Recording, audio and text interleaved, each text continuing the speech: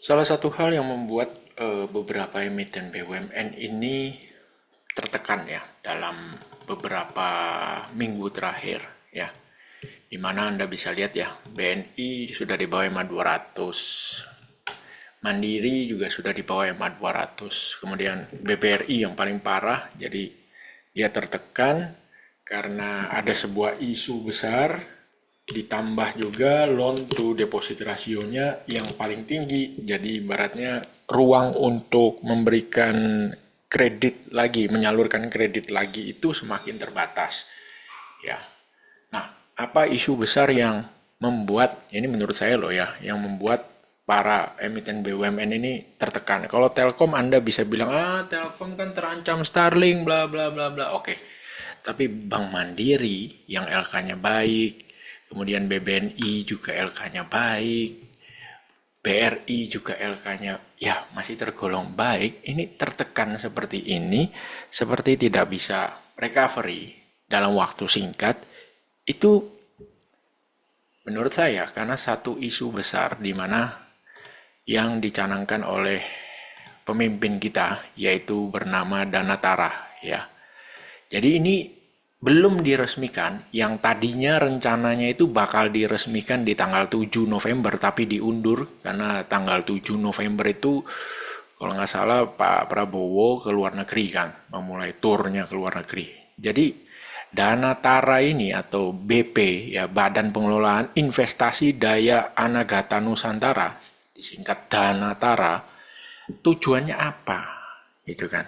Di mana Danatara ini mencatut beberapa nama BUMN besar, ya kan? Jadi ada suatu rencana di mana BUMN besar ini ya disatukan, disatukan. Dia pakai bahasa yang sulit dimengerti ya oleh orang awam. Tapi kalau saya di sini akan menyederhanakannya bagi Anda. Ya, dia menyebut, nah di sini kan ditulis di harian tempo.co, dia menyebut Presiden menginginkan pengelolaan investasi yang bisa lebih terpadu dan tidak lagi berjalan sendiri-sendiri. Ya, misalnya ada aset-aset pemerintah yang dikelola oleh kementerian, lalu digabung jadi satu, ya kan? Di leverage, dikelola, ya. Seperti apa belum diberikan detailnya. Ya, seperti apa itu dikelolanya. Detailnya belum ada. Cuman ibaratnya cuma diomongkan bahwa ini menurut Pak Anggito ya. Nilai dana kelolaan BP Danatara ini berasal dari dana investasi nasional termasuk di BUMN yang akan menyaingi negara-negara maju. Tapi masalahnya skemanya seperti apa belum dijelaskan. Ya.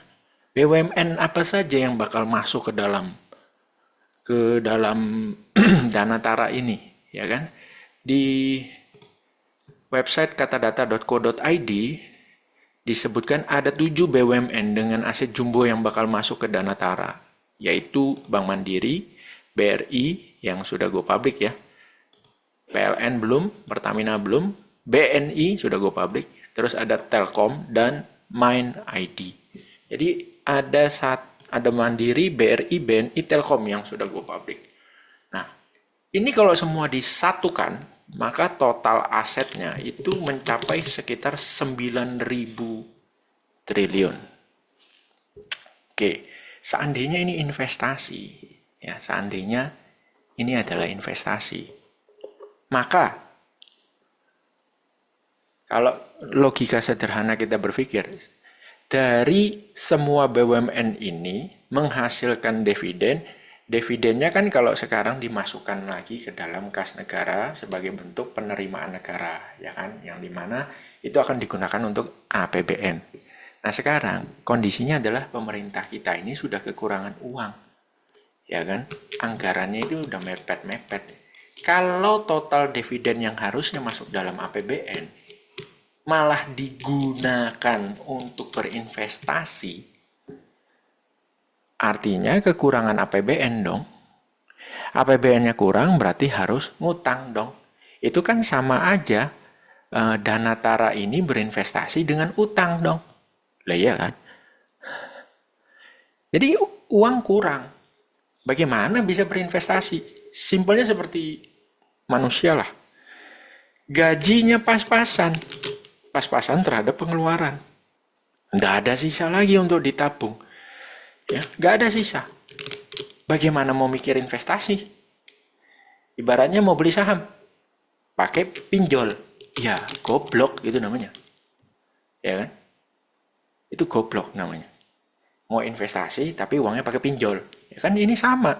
Kalau uang dividen itu dipakai untuk berinvestasi, maka APBN-nya kurang. Ya kan?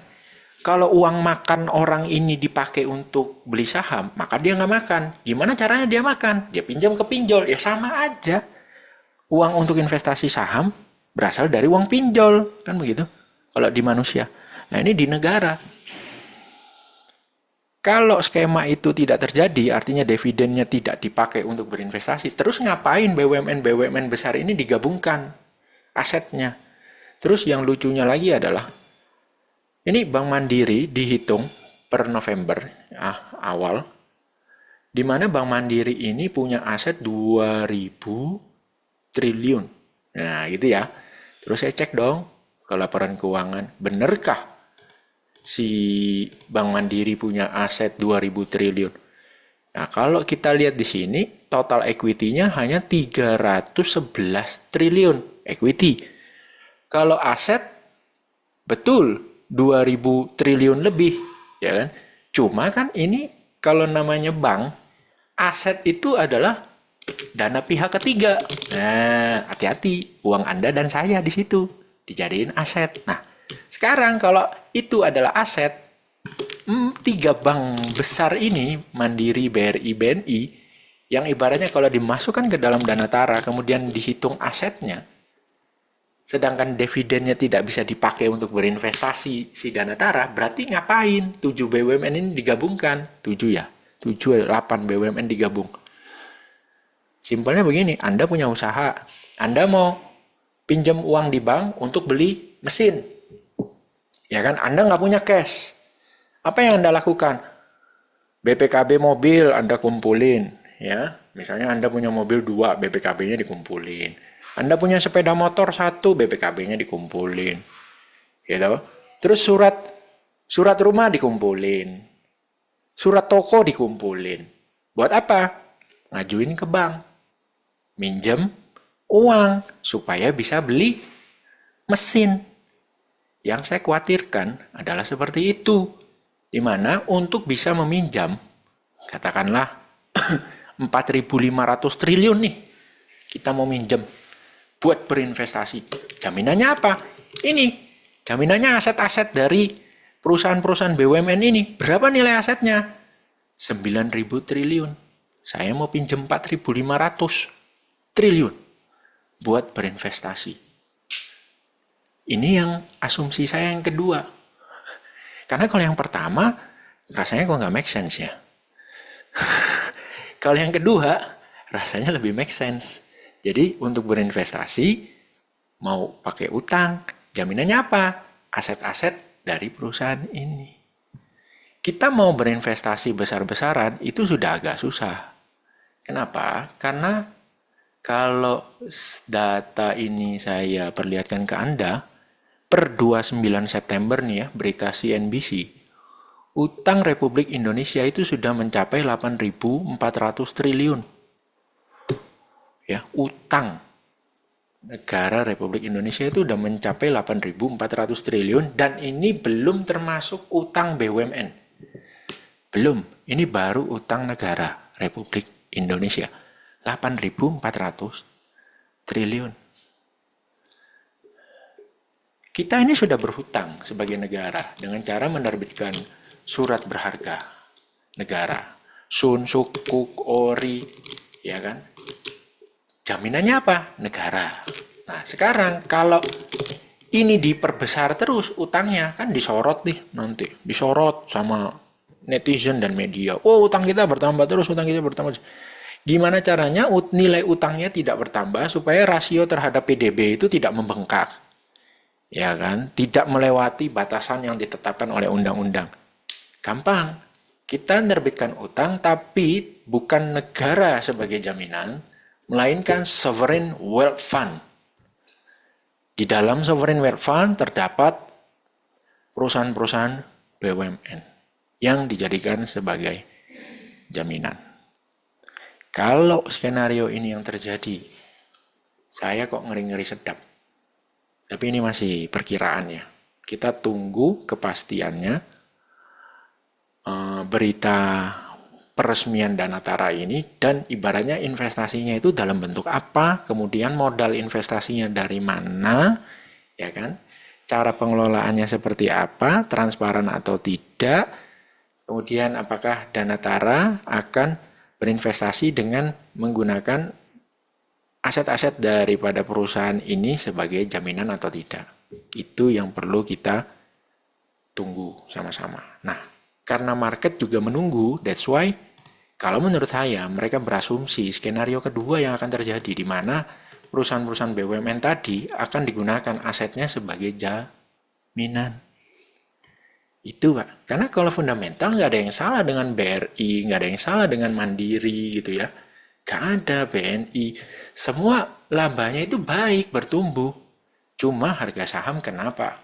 Tidak bergerak ke mana-mana dan semuanya berada di bawah EMA 200. Hari ini, saat ini ISG naik ya, sampai dengan sesi 1 tanggal 4 Desember itu ISG naik 1,5%. Kalau ini window dressing, harusnya nih ya, seperti Bank Mandiri, bisa melewati MA 200 dengan baik, dengan mudah, bahkan sampai ke harga 7.300 lah minimal gitu ya. Tapi karena ada tekanan Danatara ini yang mana belum jelas seperti apa, saya rasa kenaikan harga 3 bank besar ini meskipun hijau, tapi hijaunya itu tidak akan bisa banyak. Ya, Anda perhatikan nanti dekat-dekat EMA 200. Mereka ini kan semua di bawah EMA 200. Anda perhatikan, nanti begitu dekat-dekat dengan MA 200-nya, itu seperti ketemu tembok yang kokoh, yang sulit untuk dilewati. Tapi semoga semua asumsi saya ini salah. Danatara bisa berinvestasi dengan baik dan benar tanpa harus mencari utang, tanpa harus menjaminkan aset-aset BUMN yang ada di dalam Danatara ini. Sampai jumpa di video berikutnya.